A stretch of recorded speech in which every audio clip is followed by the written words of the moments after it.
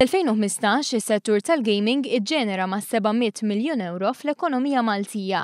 Iktar minn hekk l-Awtorità Maltija għall-logħob għaddiet lill-Gvern mal-55 miljun u 800,000 euro f'taxxi fuq il-logħob li nġabru matul is-sena li għaddiet. Dwar dan tkellimna ma' Chairman Eżekuttiv tal-Awtorità tal-logħob Joseph Kuxkeri li sostna li r-riżultati huma frott industrija li dejjem qed tikber u qed tkun kruċjali għal setturi oħra. Is-settur tal-gaming ovvjament jaffettwa ħafna setturi oħrajn, pereżempju s-settur tal-proprjetà, kiri ta' uffiċini, kiri ta' appartamenti, servizzi li jinxtraw, servizzi professjonali, servizzi ta' telekomunikazzjoni, servizzi ta' IT, servizzi ta' entertainment. Dan huma kollha servizzi li qed jiġu effettwati b'mod dirett u anke indirett mis-settur tal-gaming. Bilan li s-settur tal-gaming ikompli mixi l-qudiem, l-Awtorità tal-logħob flimkien mal-Gvern qed jaħdmu fuq abbozz ta' liġi ġdida li tirregola s-settur. L-abbozz se jitresaq fil-Parlament fi żmien li ġej u l-Gvern u l-Awtorità se jikkonsultaw mal-partijiet ikkonċernati.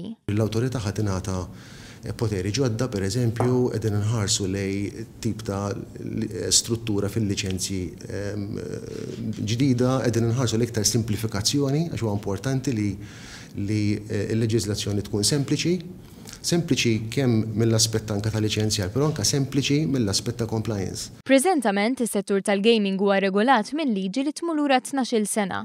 Il-liġi l-ġdida tkun infassla fuq ir-realtà ġdida li qed jiffaċċja dan is-settur dinamiku u anke fuq il-ħtiġijiet li huma mbassra għal ġejjieni. Peress li t-teknoloġija żviluppat, ovvjament it-tip ta' logħob u t-tip ta' servizzi li ġew offruti online ovvjament żviluppaw, però kien wasal iż-żmien illi wara l-esperjenza ta' 12 sena irdu nħarsu ovvjament għal 10 snin li quddiem, u rridu nħarsu anke fil-viżjoni tagħna ta' fejn naraw Malta bħala ġurisdizzjoni fil-gaming trid tkun 10 snin oħra, 15 sena oħra. Iċ-Chairman Eżekuttiv tal-Awtorità tal-logħob iddeskriva l-futur tal-industrija bħala wieħed eċitanti għal pajjiżna. Mill-indikazzjonijiet li għandna għal Kuxkeri, l-Awtorità mistennija tiġbor ma' 56 miljun u 700,000 euro f'taxxi li għaddu lill-Gvern.